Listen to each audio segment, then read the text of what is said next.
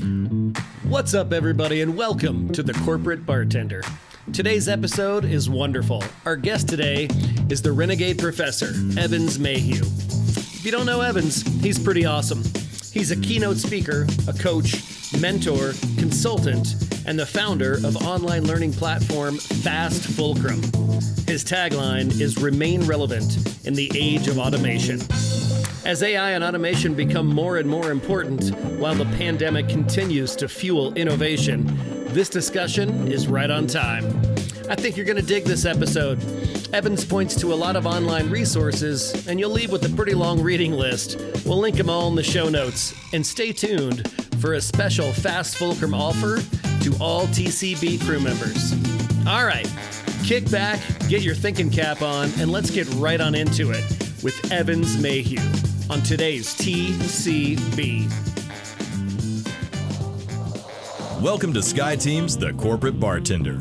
If you work in HR or make people decisions in your organization, this is the place to be.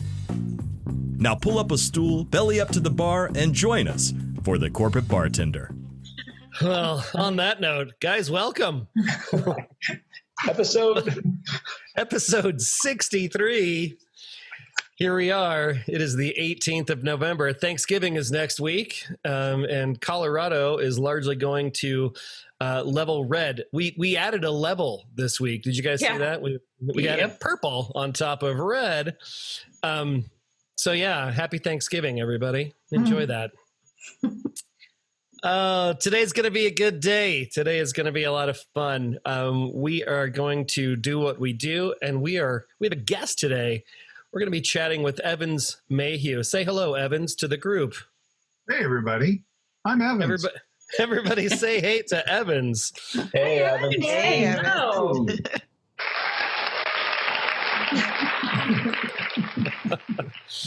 Oh, all right. I'm looking for new folks today. I don't think I see any newbies. Hey, Hillary, good to see you again. Hey, good to be here. I was editing the Ben episode the other day, and I got to see. I forgot that you were the Bill Murray fan who was who reorganized all of the ESP cards, and lo and behold, got it right. I still am shocked at that. Thank you, Ben. Oh, that's awesome. Awesome. All right. Well, let's get on into a couple of quick headlines. I saw a few things this week that caught my eye. There's this was an article on CNBC referencing a study from Harvard Business School about the biggest mistakes that folks are making in the work from home space. They were talking about this notion of hybrid, this part office, part from home that a lot of people are leaning on. And they actually interviewed the CEO from GitLab. So GitLab is a fully distributed company, 1,300 folks, all remote. And they tried some of the hybrid stuff along the way. And basically he was saying the hybrid thing can go horribly awry. It can actually cause a lot more problems for you than going one way or the other, which I just thought was a little interesting. The next one, my mouse keeps dying on me here. I don't know why. The next one here, I thought this was pretty interesting. Americans are scared to take sick days while working from home amid the pandemic. So it was a survey of 2,000 folks working from home, and folks that had symptoms that they felt would qualify them to be off from work under normal circumstances. They, not just a sore throat, but like more than that, they're just working, which, while they're not in danger of infecting anybody, we all know about productivity when you're not on your game. It was interesting because some of them said that, they would actually need to lose their voice before they felt justified in taking time off. I mean, we're categorically bad at taking time off as a society anyway. But I just thought that was an interesting wrinkle in the work from home culture. Just that notion that I can't even get sick when I'm sick and I'm already at home. Well, I have a question about that, Eric.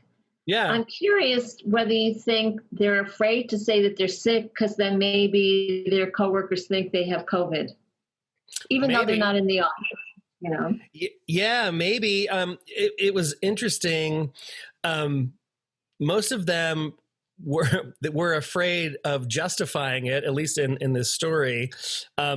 So they would try to take the time undocumented and hope nobody noticed. Right? Just kind of hope everybody's down. Yeah. But that's a good point, Deborah. I mean, there is a stigma around it, right? I mean, or a badge, right? I mean, it depends on your lens. I don't know. What do you guys think? I've never taken a sick day in the now 8 years that I've worked at home. You just tough it, go right through it. And I've lost my voice. And as a recruiter, we all know I need my voice, but I just figure out something different. So I think for me, it's go and take a dang day and it's okay. But I think the counterpart of that is not necessarily whether you have COVID, it's whether you're actually sick or not. I think that there's more stigma of being at home, and are you really doing the job that you're supposed to be doing? Mm-hmm. I mean, so I wonder if this correlates at all to whether or not people feel like they work in a high trust environment. because that's what Because I've been reading, Laurie, as well. People choosing that you already think I'm shirking because I'm at home and you can't see what I'm doing, so I won't be sick. But also the fear of triggering and using up valuable time or sick leave when I may need it when I'm really, really, really sick. When I do get the COVID. Yeah. Yeah, I was going to add, I think the justification piece, I think building up of work and piling on and then having to make it up later. I think that's an impact of both sick time as well as even vacation. People don't want to take a day. I also do think there is something to be said for people. If you pay out vacation at the end of the year, people want the cash. So they'll do everything they can to stay active on the books to get that payout at the end because that's real money for folks. Yeah. Yeah, it's interesting that you mentioned that, Tina. I took a couple of companies from more traditional vacation policies to unlimited PTO, and that was the sort of under the covers complaint when we did that. Right? It wasn't that, oh yay, I don't have to track my time and I can take that trip to Europe or whatever. It's, you mean I'm not going to get my $2,000 at the end of the year? Right. It's an end of year bonus. Yeah. Sorry. I wonder if this will change. I mean, Colorado is what, the 9th state in the country to start a mandatory sick pay January 1st. So it'll be interesting. We also just started the paid medical leave in Colorado. That passed, I believe, in the last ballot initiative. Yeah, that's 2 years away, but Right. You guys are so behind. In DC, we've had that stuff in place for years, but no, we started paid sick leave. We started paying into that as employers last year, and it went into effect this year. But we've had mandatory sick leave limits for all employees probably for 5 years now. I guess the culture in DC is very much about like, you know, you need to have the stuff available to your staff so that they have the ability to be sick and not bring it in, you know, to the office or whatever. So we've been changing our culture. So it's about like, so the stigma about being sick and working is something that we've been trying to break down because we don't want you working, right? And so just getting that message across to people, it's okay to be sick. You know, it's fine to be human, has been something we've been working on probably over the last 5 years, and it seems to be working. So no one's abusing it. What I find interesting, not really. Sorry, Yvonne, what I find interesting in our California location is that it's a use it or lose it. So we are finding that people are burning that week of sick time as a third week of vacation instead of actually taking that as a sick time. This year may be different as COVID came, but that's been our past history with it. Yeah, we have policies on the books that say if you're out longer than a certain amount of time, I believe it's 3 days, on sick leave, then we will ask for your note. And so that's deterred that usage. But we also have a very generous vacation policy, so that none of us can honestly use. So, getting that note in place seemed to deter that. What were you going to say, Laurel? I don't know. I muted myself and the idea just flew out of my head. Well, and you're comes welcome. Back. Yeah, let us know. Hey, and for those of you that need some information about that new policy change in Colorado, Laurel posted a bunch of stuff over on the Bartender Network. So thanks, Laurel. You're welcome. The one that gets me, that has my eyebrows in a permanent, had too much work done on my face expression, is the Equal Pay Act and having to post the range for the pay on every Colorado job posting starting January 1st. I rolled that out to my managers this morning. How did that go? They were thrilled. But if you want to get a bunch of managers engaged in a conversation, tell them that one. Laurel, did you post that also on the Bartender? I did not. It's in the same, I put the link in though, where you can find it. Okay. Yvonne, do you guys have that back east? Post the job pay ranges for every job you post? We don't have it in DC, but we've started doing it proactively just because we want to be transparent. And I wouldn't be surprised if DC actually goes in that direction because they tend to be very generous, an employee-centric area. So I wouldn't be surprised, but we do it anyway.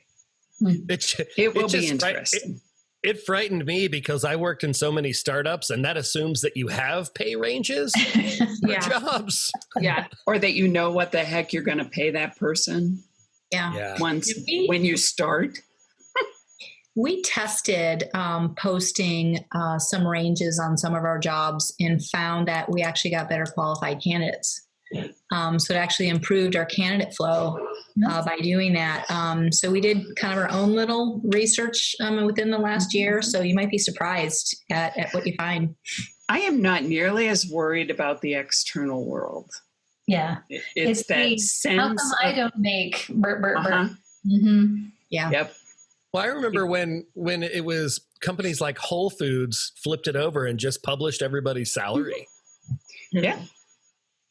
I thought that was an interesting thing. And, people got up in arms about it for a couple of months and then it just was normal. Yeah, then you move on to the next conversation. I told my managers that based on what they have told me in performance reviews and other things, I feel very good that I can justify at least 90 some odd % of the wages we pay. Plus we have to do affirmative action. We get our compensation checked by a third party every year to make sure that we don't have adverse impact and all of that. But I said, the problem is you're going to have to answer those questions because they're coming to you first. And you will be much more discreet than I will. Because I will tell them that, well, your manager says you're not worth what we're paying you, let alone what we're asking this guy to earn. I love the Laurel Ditson open door HR policy. And as that door is open, she's going to hit you in the face with it as you walk through it. It is a very good way to get managers to take accountability for their own people. That's right. I can tell them little in carrot, my way. little stick. But you know what? In all seriousness, I fire people really well.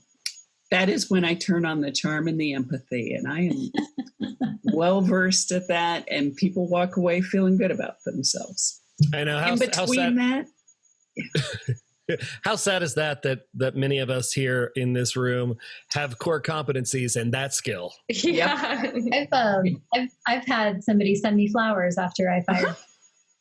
Yep, I've had them come back and thank me.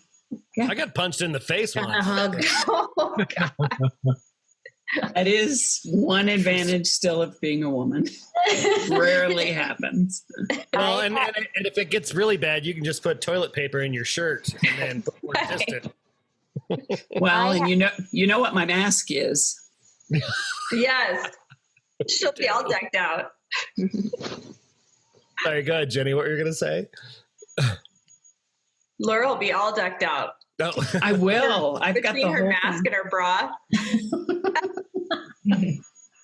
All right. Last news item here today was just kind of an expansion on the work from home tax that we talked about last week. And basically the summation here, this was a ZDNet article, was that probably wasn't going to happen, but there are a lot of other things that we should be thinking about, and just in terms of what the long-term implications are of work from home. And it kind of ties back to that first article about hybrid model seems like a good idea, but we really have to think it all the way through. So, which is kind of an interesting slide into the framing question around what Evans is going to talk to us a little bit about today.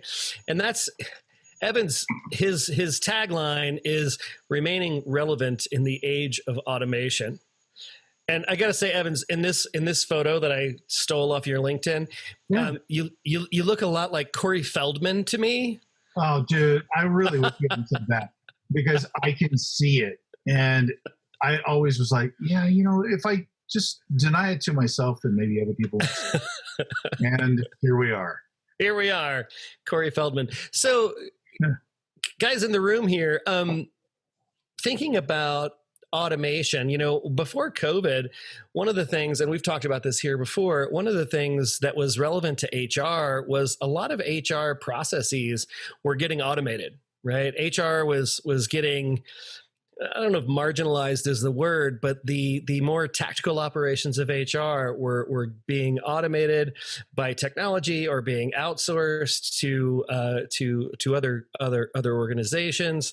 And I'm curious around what has been changing for you guys as it relates to automation, whether that's automation via outsourcing or automation via technology, for your functions in this post-COVID time or during COVID time. Have you seen more things being automated? Have things increased speed-wise, or have things kind of taken a pause?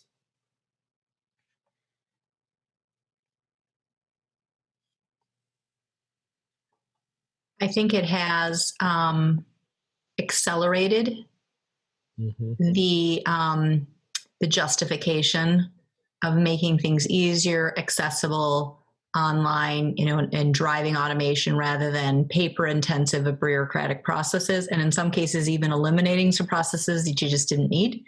So I think COVID has actually helped increase the appetite and accelerate some of the automations that maybe otherwise would have taken us longer. Yeah, I feel that. What else? Anybody else? You agree with Tina? Or do you want to fight her? I think we've seen that, where we've looked at different ways of doing things because we had to. And I'll speak on behalf of Leah, who I owe many bottles of wine to, because we've run into some automation issues of just shit that doesn't work, that's supposed to be automated. And then it turns into audits, and then it turns into fixing, and then it turns into, right. And so that's actually been our greater frustration, is we've tried to be very proactive to automate by integrating systems electronically and to eliminate as many manual processes as we can.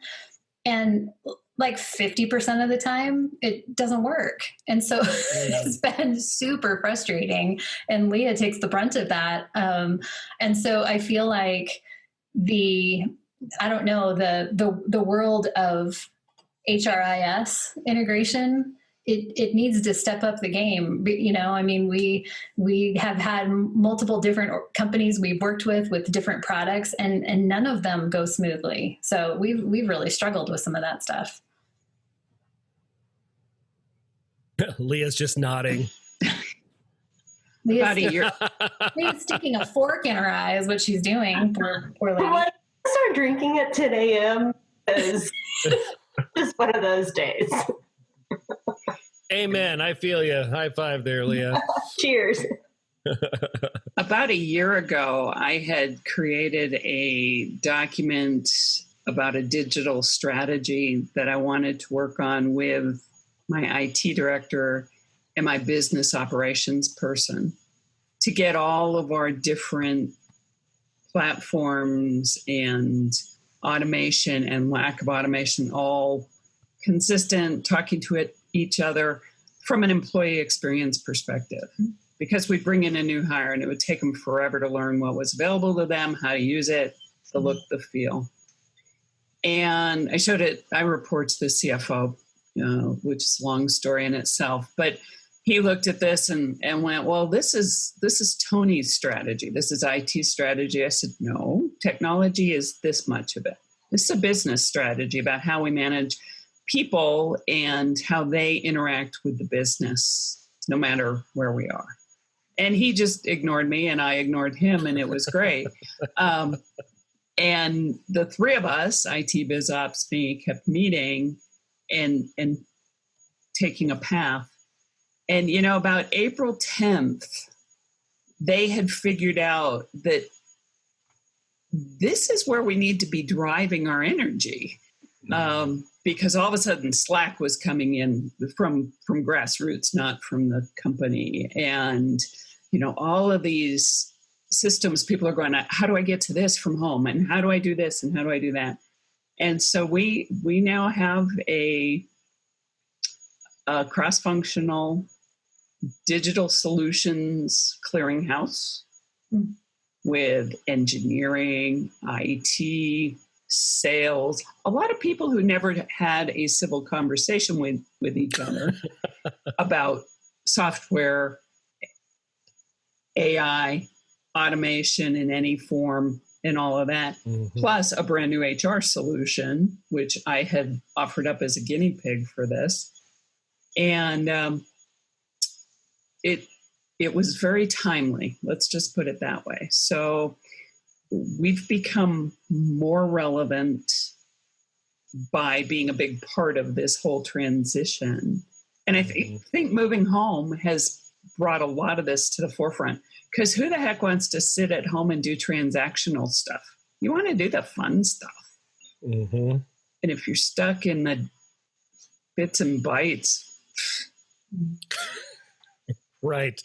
You might as well just put your mask on and stuff your shirt and go outside. Pretty much. Yeah. So that's been very good. That's interesting. That's interesting, Laurel. And that's a really good segue into our conversation with the renegade professor, Evans Mehew. He's a coach. He's a mentor. He's a speaker. He's a trainer. He's a consultant. He is the founder of Fast Fulcrum, and we'll talk about what that is. But he's got a unique perspective on remaining relevant in the age of automation. So everybody, welcome Evans. Let's give him a hand. Golf claps for you, Evans. I'll give you some real applause here. There you go. Some applause. So Evans, tell us about you. Tell us about why anybody would care to listen to the Renegade Professor talk. Give us an overview of your career story, including any weird or unusual jobs that you might have had along the path. Sure. Well, it's funny you ask that. So one of the things I open up with in the keynote that I typically give is I talk about all the various jobs that I've had. And I go all the way back to, I grew up in Oklahoma.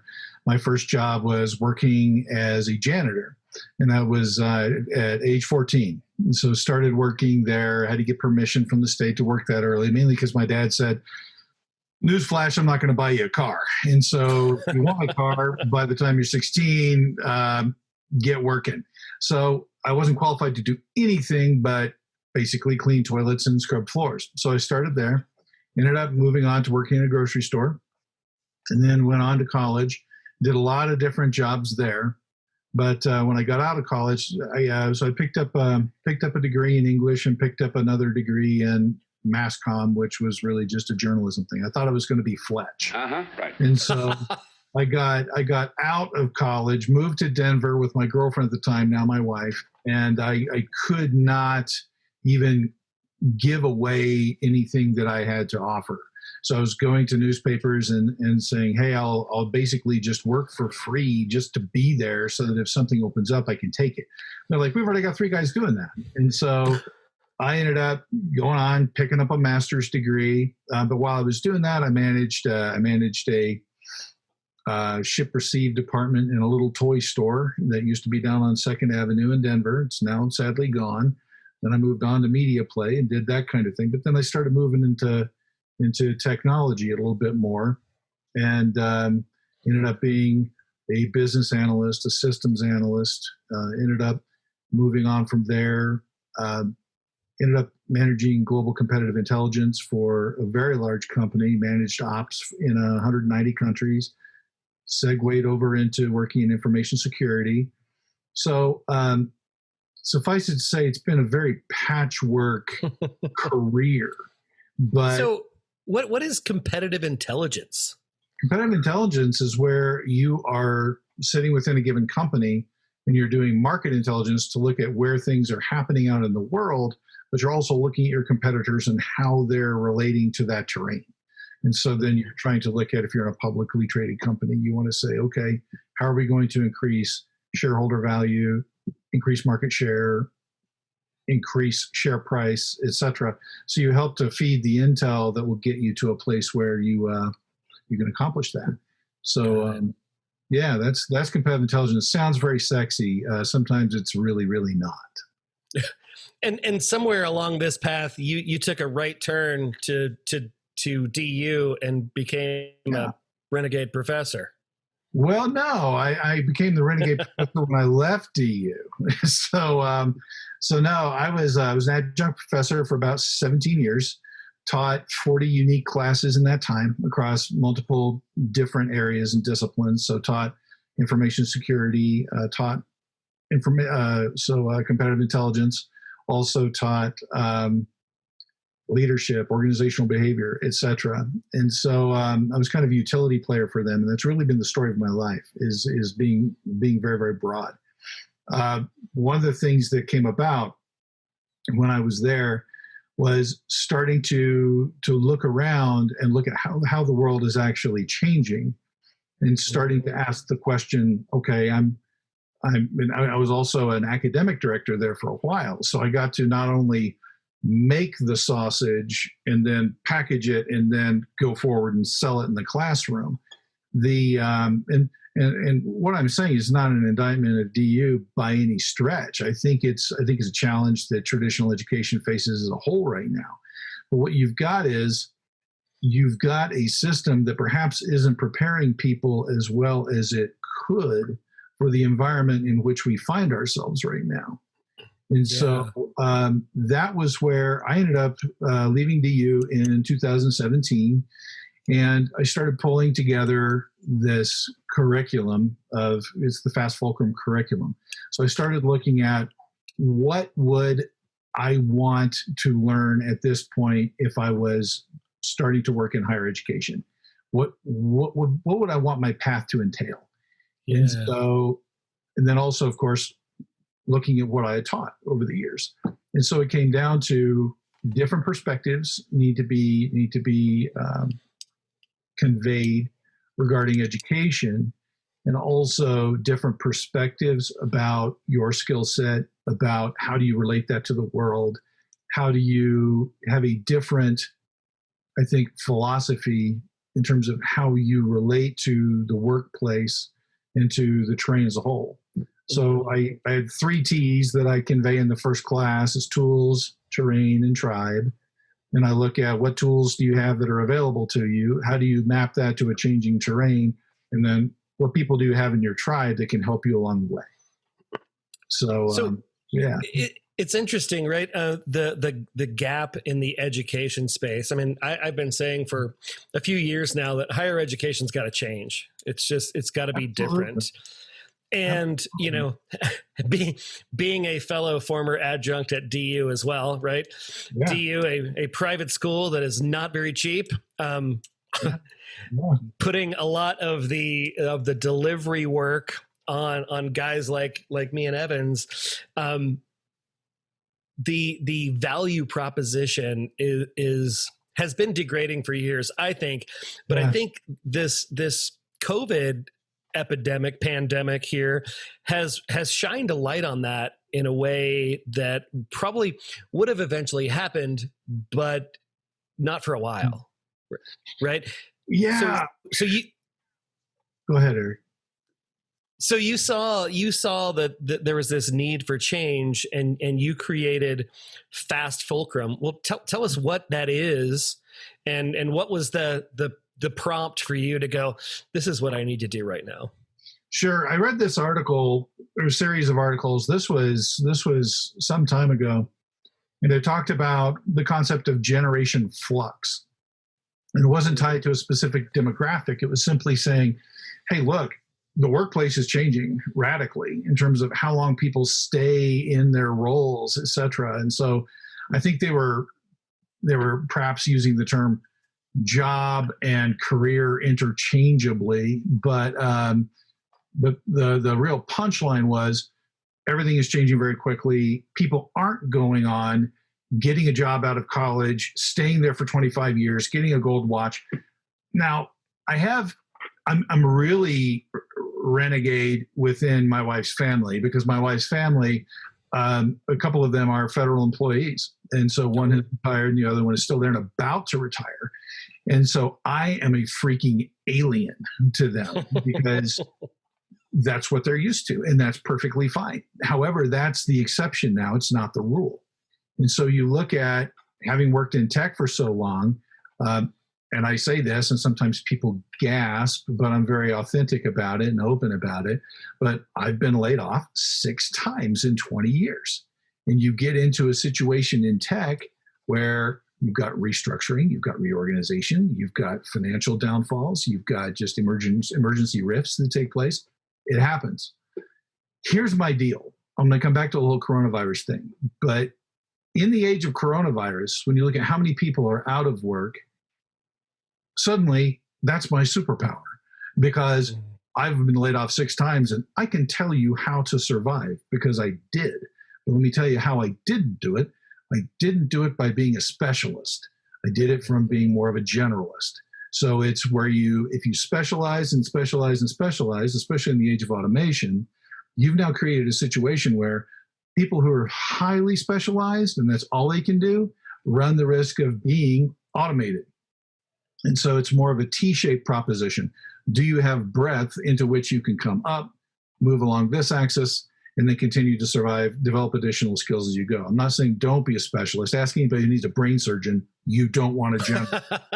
But specialization is very good, but you can have multiple cores. And you also need to have other areas of perhaps a lesser core that you can shift into if you need to. And that's been my life story, sticking to it. But the thing is with Fast Fulcrum is I'm trying to teach people, I think we're very, very conditioned to believe that education happens a certain way for a certain time and in a certain place. So education is associated with school, not so much necessarily. And so if you look at coronavirus has 2 interesting impacts. One is suddenly it's scattering everybody to the 4 corners of the world, sort of. And so what you're doing is you're having to get your education. My son is sitting about 20 feet from me, and he's taking college classes through distance learning because he has to. But this is a disruptive model. Mm-hmm. What else is happening with coronavirus? A lot of people are laid off. And if you go back to articles that were released this summer and then up to as recently as a couple of months ago, you've got articles in Time, in Forbes, in The Guardian, which are talking about how coronavirus is accelerating the adoption of automation worldwide. Because just because the people have been displaced doesn't mean the jobs don't still need to be carried out, or the work associated with those jobs needs to be carried out. And so you've got automation solutions that are being adopted much more quickly. Back to the point earlier, that does not mean it's a holy grail and it's a real easy turnkey solution. Every technology is going to give you trouble, but they can justify it, right? So, are you frozen? Nope. Oh, there you are. Nope. I'm just very relaxed. So you choose as your tagline, remaining relevant in the age of automation. What does that mean, remaining relevant? And how does that apply to normal people like me and this crew? It helps you to remain viable, really. And so how do you continue to, and I hate to use this term, it used to be not many people used it, so it was cool. And now I think a lot of people use it, but it helps you to survive and thrive in the age of automation. What I endorse, though, is not a one and done. It's definitely a rinse and repeat. And so it's about going out, looking at the world. You and I talked about how I took the Ikigai framework, and then I tied it to a couple of competitive intelligence methodologies that I used to use all the time to come up with, this is kind of how you need to see yourself, and then how you need to turn that outward to the world. And then continue, you got to keep working, changing, pivoting, and evolving. So that string of words that came out of your mouth sounded like something from a Silicon Valley blog. Help our folks here understand, what is Ikigai? Because I thought this was fascinating. Sure. And I don't want to do this, but I will, because when you and I were talking about it, I'm like doing shapes and making shadows on the wall with my hands to try to describe it. So I've got a couple of slides if you want me to share my screen. Yeah, by all means. Okay, cool. Yeah, for sure. Cool. So I'm going to jump in here. I mean, I'll miss the shadow puppets, but I appreciate the screen. Sure. Can everybody see that? Yep. All right. So where this really comes from, this is a Japanese methodology of introspection. And when I was building Fast Fulcrum, I was describing it to a buddy, somebody in my tribe, and I was like, yeah, what I need people to do is I need for them to truly understand the assets that they have in their arsenal that they can actually use. Because I think all too often people don't have that. So when I go back to when I was rattling off the different weird jobs that I'd had, they all matter. Because if you have to rely upon your past experience, professional and otherwise, to suddenly use those learnings and skills for survival, they matter. And so I was saying, yeah, I need this introspection. It needs to do this and this. And my buddy was like, he's a real estate investor. And he was like, oh, I was on a real estate investment blog the other day, and somebody's talking about Ikigai. That's what you're describing. I was like, what? And so here it is. What I do is I walk people through this. But again, this is not really a navel-gazing type of exercise. This is actually taking stock of what assets you have that you can leverage if you need to survive, which, you do. So if you start at the top, I think it's essential, because you look at, what do you value? What do you respect? What do you love? If you look at a lot of traditional Ikigai diagrams, they say, what do you love? Fine. But that's a little too greeting card for me. So to me, it really translates down to, what do you respect and what do you value? You have to identify those things. One of the things I learned in competitive intelligence is that it goes back to that old modicum of, if you're playing chess or poker against somebody, you're not playing the game, you're playing the person. So one of the things I learned when I had to very rapidly construct some kind of understanding of what a competing C-suite or board was doing, I needed to understand what they valued as people, because most of the time, you're not going to act in a way that's incongruent to what you value. And so that can be flipped over to you. So you're not going to behave in a way that isn't congruent with what you value. You got to figure that out, because this is about speed. If you're looking at automation and you're looking at having to pivot quickly and to learn things quickly and to adapt and evolve, you can't be doing a 4-year thing. So you have to figure out, what do you value? What can you learn quickly? And then spin up those skills. And that ties in with everything else. So you see the various components here. You've got passion. You've got mission, which ties into value. So I always say, mission is, guess what? If somebody comes to you and says, you got 1 year of life left, what do you intend to do? And so sometimes that helps you to figure out your mission in a big hurry. Then you've got profession. What do you do for a living, for 3 hots and a cot? What are you called to do? And then you start looking out at, what are you actually good at? Not what your family says you're good at, but what are you actually good at? because that matters. You need to be very honest and truthful with yourself. Then over to what you can be paid for, and then out to what the world needs. And then I tie that in with SWOT, which everybody knows about SWOT: strengths, weaknesses, opportunities, and threats. So I take that, I take Ikigai, I take the learnings there. And so that's more internally facing with a little bit of external. Then I take this and I say, all right, strengths and weaknesses. What are your strengths and weaknesses? And then we start to continue to look out a little bit further. So you look at opportunities and threats. The way I put this on a chessboard is I say, you're standing at square 0, that's your Ikigai. You look out 1 to 2 squares on the board, that's your SWOT. And then your final is you look at STEP, which is sociological, technological, economic, and political. So that's I like it. I like it when you call it PEST.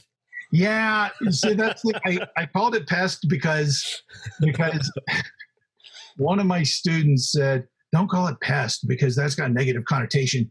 Say STEP because it's a step in the right direction. I'm like, fine, whatever. So I left it there, and I thought, hey, we'll play it both ways. But this is where you're looking further down the board at the big picture. Why? Because the further out you look at what's happening in the world, the more horizon you have. You have more time to deal with what's happening. And so it gives you a different perspective. So it's good. And then if you look at the final piece we have, which is tribes. So looking at who are the people to whom you're connected, what are the nature of the relationships that you have, etc.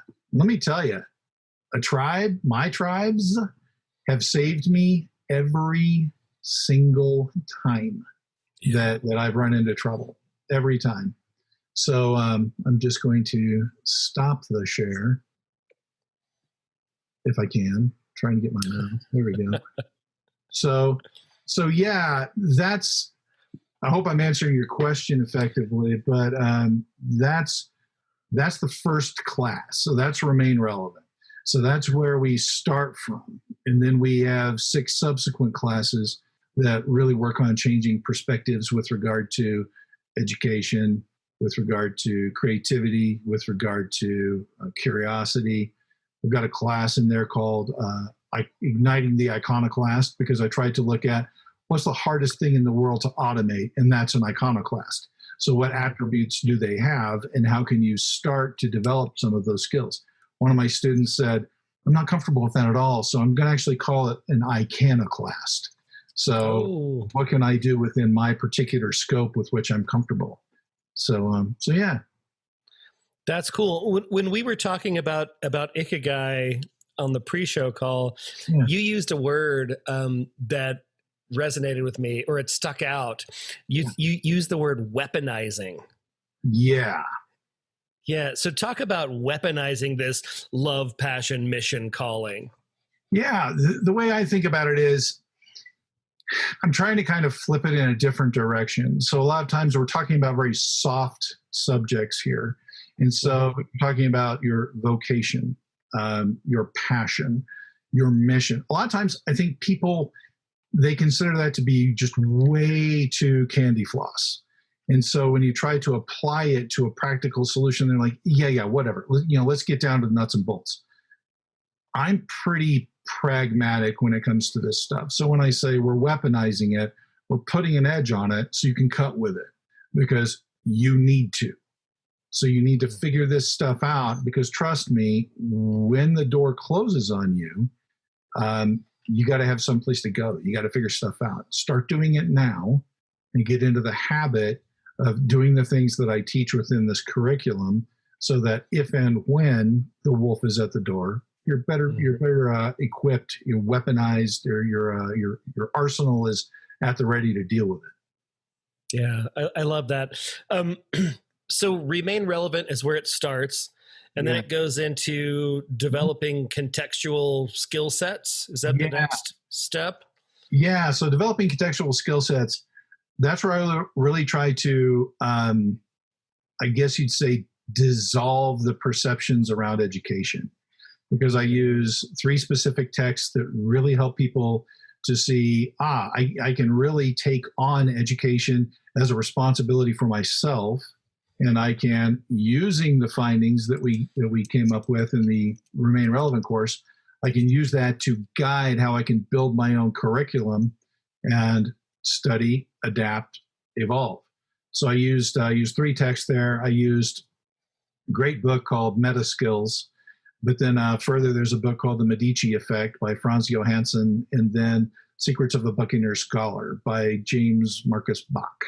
A Buccaneer Scholar. Yeah. Those books, I have to say, especially Medici Effect and Buccaneer Scholar, really change perspectives on how one can think and what education actually is. And so then from there, you're taking on a big responsibility. Fast Fulcrum isn't a, hey, I'm going to take this class and I'm done with it, or classes and I'm all done and whatever. It's really saying you're buying into what amounts to like a lifetime membership to a gym. And it's your job to keep lifting and to keep getting stronger, because things aren't going to stop. The challenges aren't going to stop. Then I have a couple of classes, which again, this feels like soft stuff, but it isn't. It's I teach creativity, I teach cultivating curiosity, and I use curiosity as a targeting mechanism. So it's like, okay, if you figured out what your values are, if you have a completely different perspective on how to deal with education, so now you need to start leveraging your curiosity to say, all right, this is something in which I'm interested because it's actually in conjunction with my value stack. I'm curious about this, and now you know how to go out, pursue it, learn about it. Then of course there's a class that some people kind of shy away from, but they shouldn't. It's called Leveraging Intelligence. And I don't use any math, but I get into a high level approach of game theory, systems thinking, and risk intelligence. Because if you take those things and then you map them back to a step or pest, then you start to understand how to regard the pieces on the board and how to move. And so this will help you to guide your decisions in terms of how you choose to develop and continue to learn. Then I've got, again, the iconic class, and then the final one is Remain Relevant 2.0, which provides additional methods of introspection, but again, weaponized, and then more tools on competitive intelligence. Yeah, so it's funny. I love that it's bookended with remaining relevant, because that's the through line, right? Yeah, it's about changing your thinking, and I love the gym metaphor because it's flexing a different mindset, a different approach, right? And it's perpetual, right? It's never. I love that you said you're not done, right? You're never done. You're done when they throw a shovel of dirt in your face. Then you're done. Peace on that. Exactly. You said something else to me recently that really kind of stuck with me, and I've been thinking about it a lot since you said it. And it's just a simple quote. You said, "Focus is the new IQ." Yeah, I came across that. That was a few years ago. I was reading I want to say it was in Forbes, and it was one of those things that they just kind of bumper sticker, slap it in the middle of an article, but it's not really attributed to anybody, anywhere, ever. But it's one of those things where you're like, I've got to write that down. And so if I ever actually get a tattoo, it'll be this. And it said, yeah, it was focus is the new IQ. And I'm like, oh my God, I had a mentor. This guy was amazing. So he passed away last year. He was a World War II veteran, got out of World War II, and he took a Juris Doctorate and a doctorate in the classics. And this guy, if you want to picture him, he looked like a clean-shaven Gandalf. Did he have the hat, the tall, pointy hat? Not quite. He did wear kind of a fedora thing, but he was amazing, and he would always point at me, just gnarled middle finger, focus. And I was in college. I was busy doing other things. Focusing wasn't really my jam. But now, when you look at how many distractions we have right now, and you look at the fact that the attention span back in the 80s was about 20 minutes, which was when I was working with him. Now it's about 7 seconds. I'm not being hyperbolic. That's a thing. So focus is the new IQ. If you can actually focus on something and really dig down. There's a great book by Cal Newport called Deep Work, which that book is amazing. I highly recommend it to everybody. but it really gets at getting away from all the digital static and dig down and really hunker down and focus. And to me, that provides its own rush. It's very hard to do, but that's where I'm really trying to go with teaching people how to think differently and how to approach a lot of this development as a very cyclical process. It never stops. You keep going, but focus is a big piece of it. Yeah, it's funny. Go ahead, Larry. I was just going to say I'm kind of translating this into what we try to do around individual development plans, right? Mm-hmm. For folks who need to be more T-shaped. We have the people that are deep in their area. And then we have the folks that want to be more T-shaped. And we've been able to, and I love this Ikigai. I wish I had seen this about 4 weeks ago because we went through a process where we had 3 internal candidates who all applied for a role on the executive team. And so the commitment to all of those candidates is whoever was not chosen would be given individual development opportunities to help them, right, get to the place where they would need to be in order to sit at that executive level, whether it's in our organization or somewhere else. And what happened is the whole executive team collaborated on the 2 who were not chosen to help identify opportunities for them within the organization. And so we had somebody laterally transfer from a VP of one area to a VP of a tangent but very different area. We moved one team out of one area and put it into another area to give someone a bigger scope. So had we had this model as well, that would have been a really cool layer on that to really help them identify where they're going and what they need. Just thinking about it from the internal to a company professional development opportunities. Yeah, absolutely. Yeah. That's awesome. So Evans, if we could all do one thing to improve our quality of life during this weirdo year that we're all experiencing, what would that be from your perspective? Well, so I think that the thing is, it comes, and I hate to do this, it does, in my opinion, it comes back to Ikigai, right? So if you can identify what you really value, and then start to focus on that, start to not think about, okay, this is how things have been disrupted, but try to find something about which you actually care, and you think you can leverage your diving into that as a method of growth. Mm-hmm. I think you should definitely do that. So I'm trying to spin up very, very, very new skills while I'm saving a ton of money on the commute. I'm saving I'm saving a ton of time. The family dynamics have definitely changed. It's been great. Thank God I actually like my family. And so you're not weaponizing them. No. It hasn't been terribly good for my waistline, I have to admit, because my wife is already an amazing cook, and that is her passion.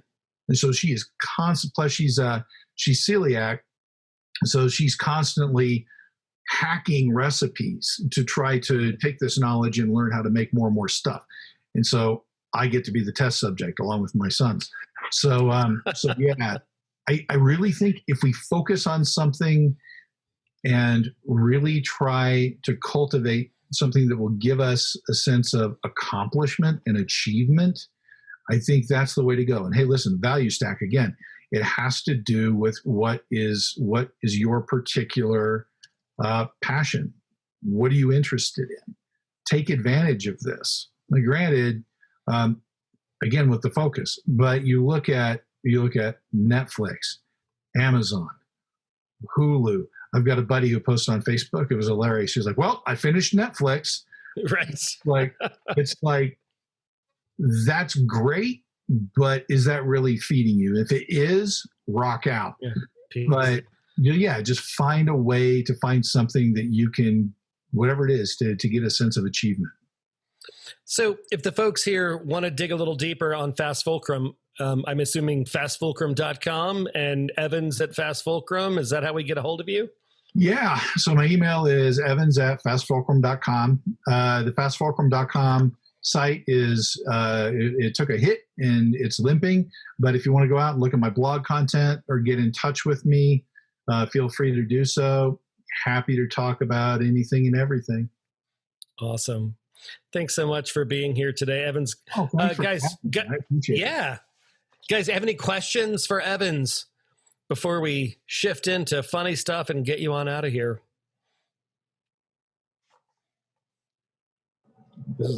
I have a question. What part do you think people seem to have the most trouble with?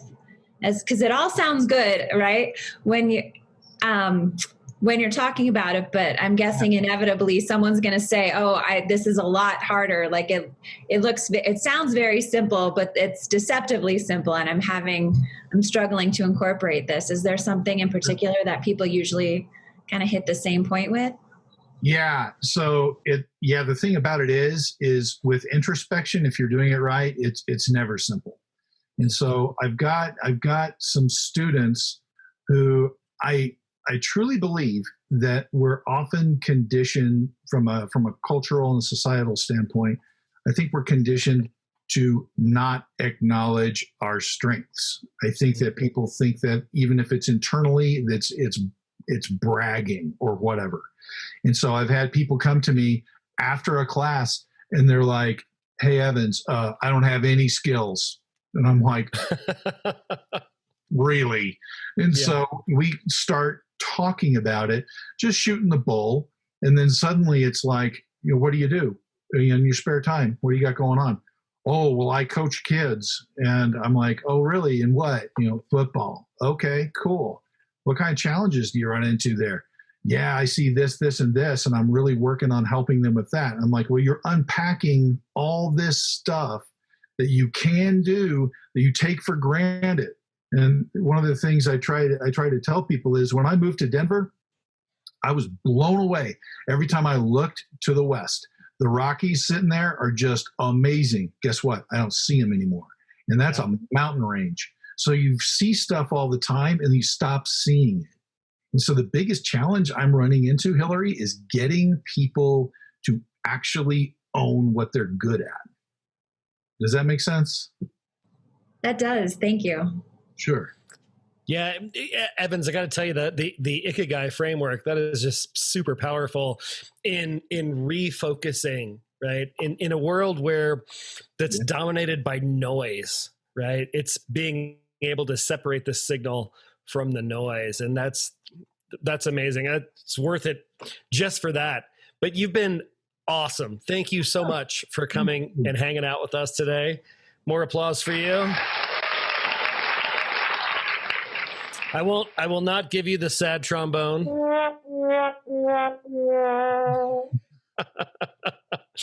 All right, guys, let's do the funny stuff and get on out of here. So today's funny things. Funny thing number one, I couldn't pass it up. That's a Four Seasons Total Landscaping trailer. It's like seeing a celebrity in real life. Oh, funny thing number two. This is the guy we had on in the Good Feels a few weeks ago. This dude has to carry around juice for the rest of his life. Number three. Mom used to tell me to make a lawyer. I just realized she was calling me a bitch that whole time. Funny thing number four. I'm a cat person now, so you'll appreciate this, cat people. This is people working at home in sweatpants. That's Pfizer over there.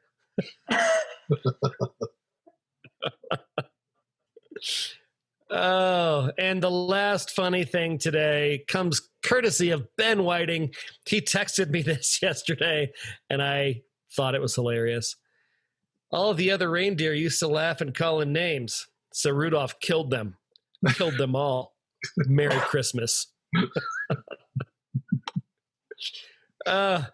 And I was having a rough day today, technologically speaking.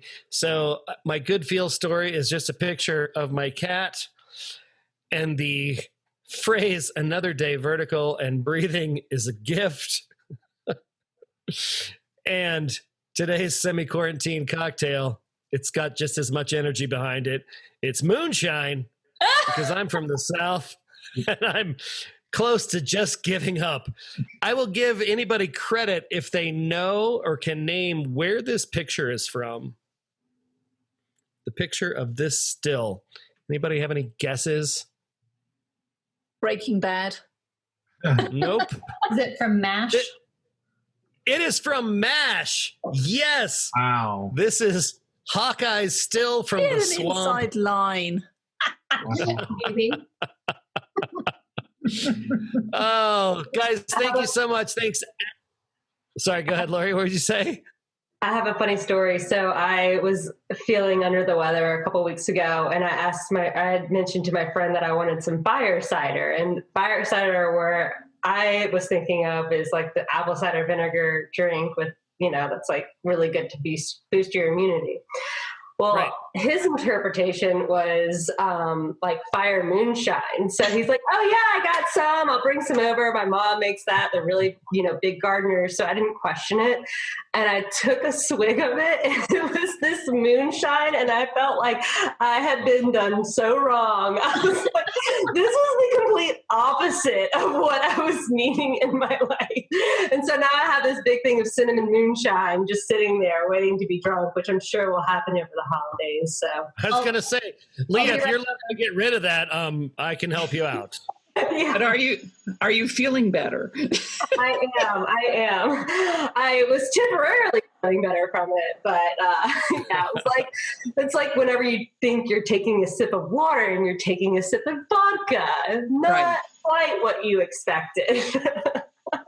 That's hilarious. Oh, I love it. Guys, thank you so much. Love you all. It has been a great day. Thanks, Evans, for being here. I will make sure that I get links to everything, to Fast Fulcrum, to all the books, to the Ikigai framework. I'll get Evans to send me his slides. I'll put them up too on the Bartender Network and in the show notes for this episode. Thank you so much, Evans. If you guys want to get a hold of Evans, feel free, reach out to him. Let him know you're there. Check out the Fast Fulcrum curriculum and go deep on yourself. Let's do this. All right, see you guys later. Bye. Have a fantastic Thanksgiving. Oh, not Thanksgiving, we have one more before Thanksgiving. We're gonna do fun stuff then, so we'll do fun things. See you guys. Bye. Bye. Thank you so much for joining us today. If you had a good time and learned a thing or two at today's happy hour, please share it with your friends.